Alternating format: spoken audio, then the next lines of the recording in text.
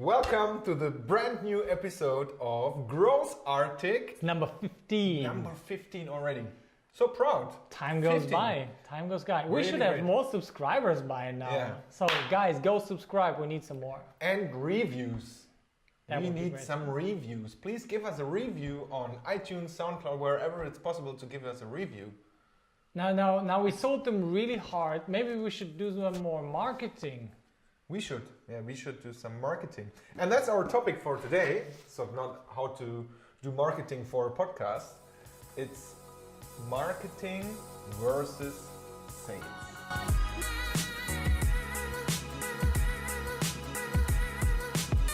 Yes. Great topic Seems to be a war going on. for all times already. Yeah. But maybe there's in terms of growth hacking, growth marketing, maybe there comes a new way of thinking in all startups and corporates, right?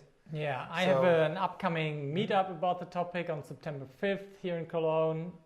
We have the title like Marketing and Sales, Let's End the War. We have some guys over from HubSpot Oh, who are great. going to be speaking.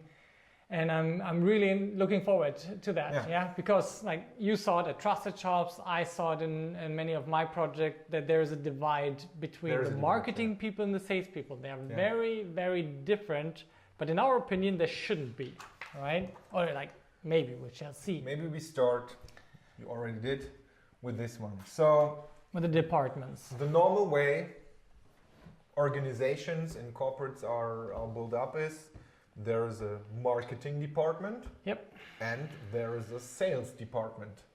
There are the salespeople who are doing the sales calls. Wearing the suits. There are the suits. They are making the conversions. Yeah. In the end, they are maybe separated in key accounts and something like a call center who are more doing the quantity stuff. And that's the sales department, really clear. They have, okay, that's a goals topic, we do it later. And on the other hand, There's the marketing department, and they are more responsible to generate the leads, to build brand awareness, to get people to a website, so they can say, "Please, sales guys, call me." yeah, Yeah, so that's it. That's the way it is. and that's where the problem starts, because there's a really bad handover between marketing and sales. Right.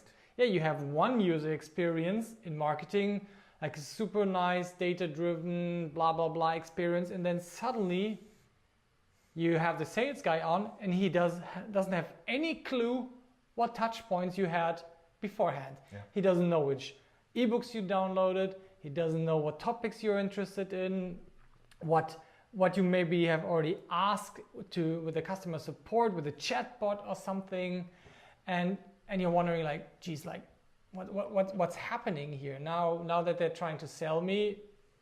Why is that? And on the other hand, the salespeople are always like disappointed by the leads coming in from marketing. Bad leads. I couldn't convert them because they were really bad leads. Weekly. Where did you find them? Where did you buy them? Yeah. So that's always like a challenge between those different departments, and I think one of the core reasons is that they are incentivized by different goals. Yeah.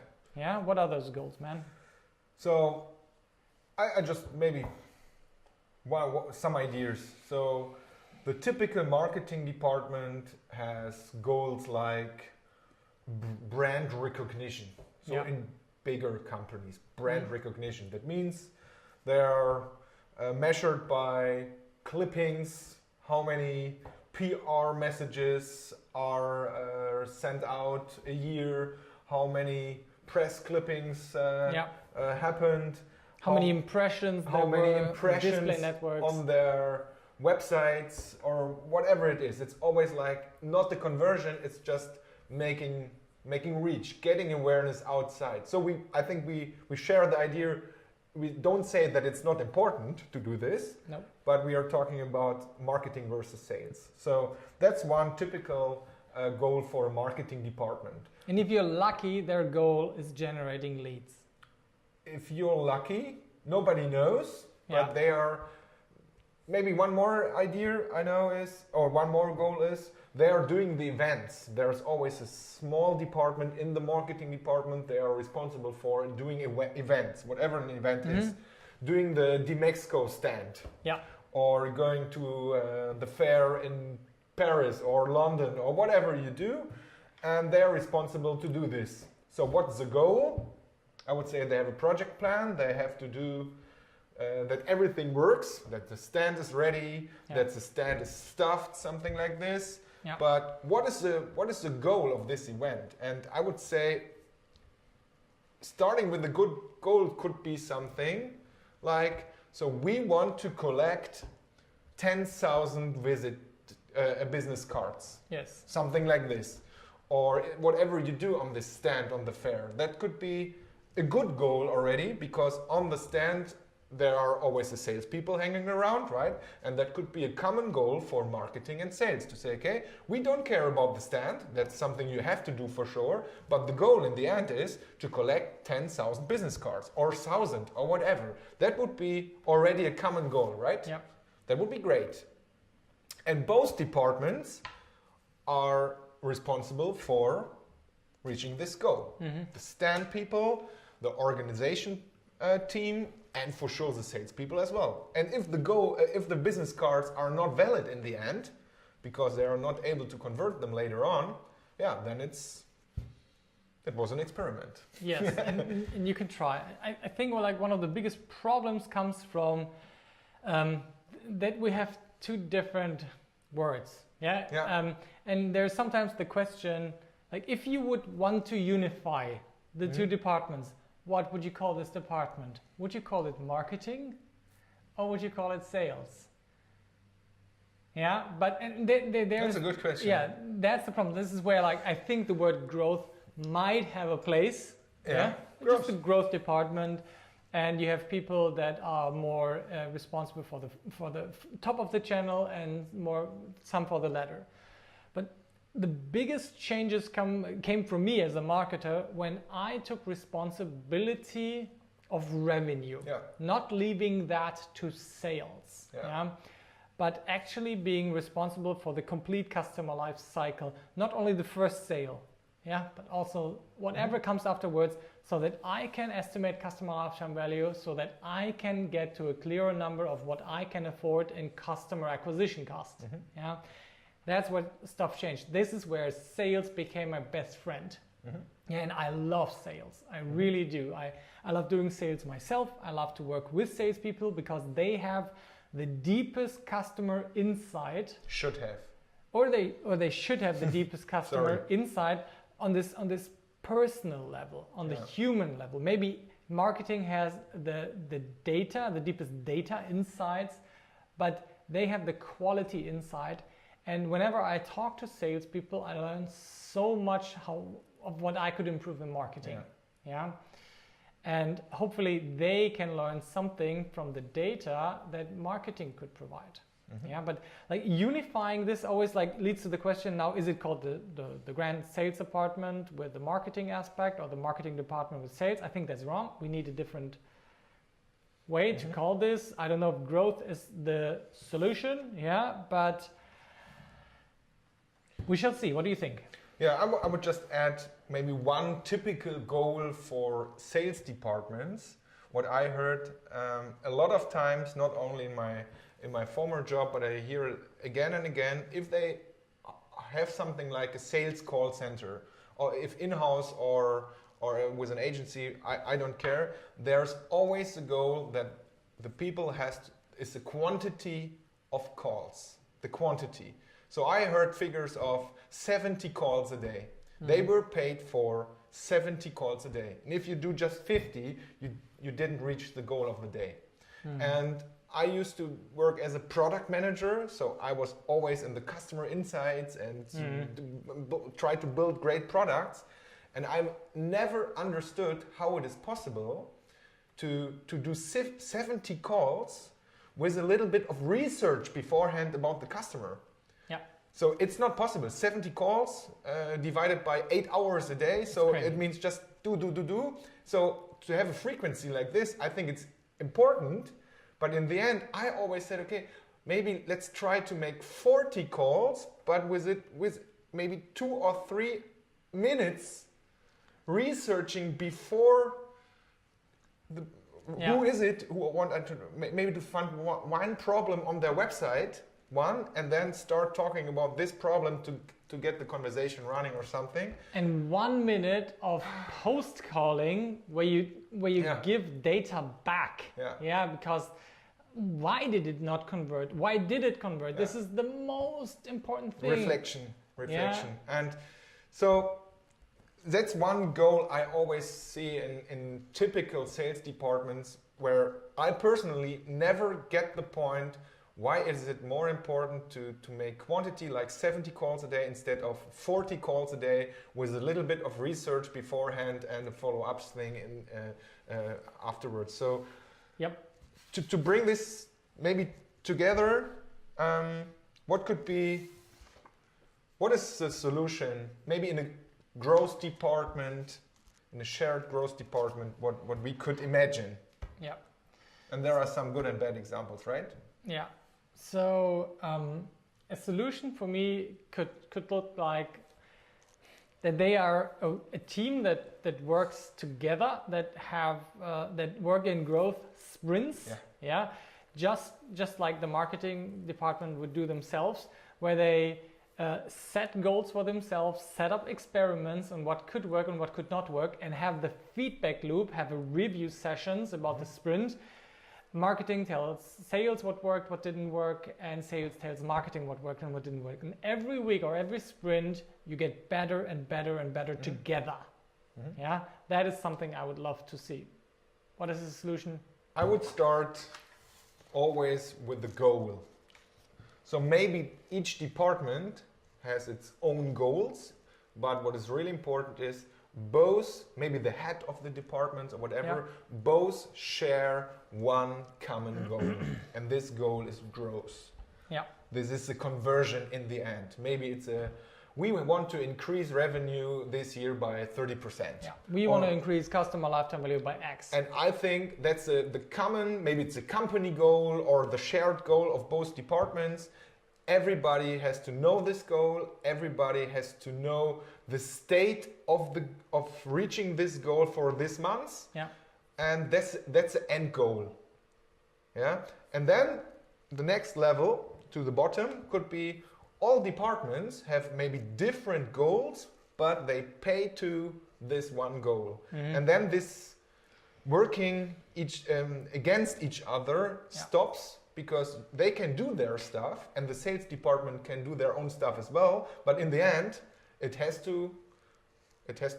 both have to reach this common goal. I would say in corporates, this is the first thing they have to do, to share the goals. To share a goal, like one core metric that they can all align with, and then sub-metrics that essentially lead to the core metrics. Lead to the core metric. Let's say you have a revenue goal for marketing. Most people would, for example, look at the customer acquisition cost and the amount of customers you get. But sales is the final step in this customer acquisition. And if you ignore that, it's like you're working like with one eye open. You need to have both eyes to get a 3D view of the situation of your business. Have common goals, and then maybe use tools to support yourself, your organization along that way. So you mentioned already this customer life cycle thing, the customer lifetime value. I would say for me the second point would be to say, okay, if you think about our pirate metrics, R metrics thing again, you have acquisition, you have activation, you have retention, you have revenue, and you have referral. And I would say typically the marketing department is more responsible for acquisition and activation. Maybe they have to work together. So they have to get the reach, they have to get the traffic, they have to build the landing pages, they have to get everything. And then more responsible for the second part, for the 3 R's. The retention thing is maybe mixed, right? Yeah, that's more like product team. It's the product team to build to do emails, to do a good But thing again, in your to app. separate them is crazy. Yeah, that's crazy. Yeah. But they have one common goal. Yeah. But then you could say, in this R-metrics thing, they work together. And if they say, of the last experiment, the leads, if the sales department said, the leads were bad because we were not able to convert them, they can say, okay, what do we have to optimize in the activation phase to change this? Or the channel was not good, or and vice versa. So I would say it's really important to think in this, to share this customer life cycle thing, and to have, maybe it's a sprint or something, what you mentioned, to reflect each sprint together, what was good in the upper funnel, what was bad in the upper funnel, and so on and so on. So that's something, that's number 2 I would start implementing in this organization, to have to share the view on the whole customer life cycle. Yeah, and then to even have the ability to do that is really hard. One of the hardest things later is like the attribution of where people came from, how many touch points they had with whom, and who's like responsible and what percentages to the acquisition of the customer. Yeah, and tools like HubSpot, which you also used at Trusted Shops, they try that really hard. They look at where was the first contact, the second, the third contact, how far are they along the journey, and as soon as a sales guy takes over, he gets all the data about the customer from the past, like which downloads did they have. They don't even get a call from sales until they have reached a certain lead score, a measure of their interest in your business, because it's really expensive to have salespeople call companies, especially if you have lots of small ones. And if you talk again about our funnel thing, there is the topic of lead nurturing. That means the marketing department is responsible for getting the lead in, sending the lead with email automation or whatever, the second ebook, building the trust, building the trust in, and maybe there's a second touch point, the third touch point, and then there's a system, and maybe just for example, after the third touch point, sales gets the leads to say, okay, this one is ready for conversion, right? And then they have to work together. Yeah. And but imagine you had just a team, like a team of 6 people that are just called the growth team. Yeah, like you wouldn't even consider having this weird handoff. Yeah, no, as soon as a person gets interested, you would probably have the old sales guys start following on Twitter, commenting on his LinkedIn, starting the conversation before they even get to the first talk. Otherwise, now you would say like, oh yeah, okay, but that is part of the marketing thing. No. Like all the manual interaction, could be like there's the automatic interaction, there's the manual interaction. It needs to go hand in hand to create a personalized sales experience. We are now at the verge of having pretty personalized marketing experience. But then continuing that in the sales department is something I would really like to see, and where the chatbot hands over to the human, and the chatbot supports the human. Supports is the right word. That's what I was looking for. Just the marketing department. The goal is to support sales.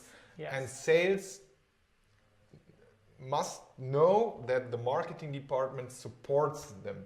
So, and not just to say and it's not in they are not doing a good, it's not a competition. And that's what I say is really important. What I think what is important as well is the skills for a salesperson and a marketing person must not be the same. Is a good salesperson has a Euro signs in their eyes. It's really important to, I want to do the conversion, so it's another skill. And the marketing person is a little bit different, maybe more open-minded and more creative. Some are more creative, some more analytical. Yeah. So, but the mixture need to be the same. And exactly. It's like so that's what we said before. It's like a soccer team. Yeah. Maybe it's a good comparison. There's a soccer team. There we have the midfield. We have the offenders, and the offenders, maybe if we, I think everybody. You mean like the offense? Sorry. The offenders is like people banging each other. Okay, then I mean the scorers. Yeah. The guys who are only there for doing the goals. Yeah. Scoring the goals. Yeah. Maybe they have just one skill, they're good in scoring. Yeah, really. And then there's a marketing team for the midfield, maybe the defense, and so on. They have to do everything else to support them, to Maybe give them defense is customer support. Yeah, like that analogy could go far. Yeah, customer service, customer support. Then we have the midfield for the marketing part. They have to bring the ball. The goal is to bring the ball in front of the goal so that the scorer can make the goal. Yeah. But if they don't work together, if they hate each other, it doesn't work. If the scorer always said, okay, the ball what comes from the side is always too high, yeah, they will talk about this. And then we'll go to the training in the next week and to train this as an experiment. And then the next goal, maybe it's a little bit better and better and better. I think it's a good comparison. It's really easy. And they just have to work together, like as one organism. Yeah. I was just reminded when you were talking about that, about our discussion when we talked about the T-shaped entrepreneur, and we had this diagram also in Slovenia. Yeah. We had this. We need the creative with the analytical with the business sales driven thing, and that is the holy trinity of growth. Yeah. Yeah. And creative, data, sales. Yeah. And that is what we are looking for in this new world of creating awesome customer experiences, because the customers just don't give a fuck how you do it. They will just go to a competitor if they are willing to do this. Yeah. And if you are still stuck with, these are my marketing guys with the creative hats, and those are my sales guys in the suits and the telephone glued to their ear, then you're screwed for the future, because there will be a company that sells 89% similar product, but really crafts this new future. And I'm very much looking forward to see that as a customer myself. Like the difference when I buy a car between the marketing before you buy the car and after you've bought it, I just want to cry. One example, maybe here's one missing, it's product. Marketing versus sales. So where's the product? The product plays a really important role. Just one example from myself. If I was standing on a fair, on the stand, and the customers were coming, or the prospects were coming, and then I said, okay, my first sentence always was, so don't worry, I'm not a sales guy, I'm the product manager. And then it was like, oh great, I can talk to the product manager and not a sales guy. And then we had a really good conversation to talk about the problems, to show them the solutions we have, to make it a little bit bigger, because I was not the salesperson. In the end, honestly, I did the conversion already, for sure, but having a different attitude. It's a different attitude on a fair. You need these sales guys in the end to make the conversion, because they have some scripts and they know exactly when to push and when not. Maybe that's not my strength, but to find the good conversation with the customer, that's maybe some knowledge they should share between marketing and sales. I think that's a good note to end on for today. Right? Great. So we really appreciate your feedback and your comments and your reviews. If you are looking for us, go to growthartic.com and find us there on YouTube, Stitcher, SoundCloud, Spotify, iTunes, wherever. You wanted to add one more to just want to say, if you have tool recommendations for us or for the community, because we just talked about HubSpot, because both of us know HubSpot really well. But maybe we are pretty sure there are some more tools. So just I usually brew my own mix of tools together and stitch the data, but that's not recommendable. We had in tech fuck ups. We should talk about that. All right, guys. See you in the next episode. Bye bye. Thank you.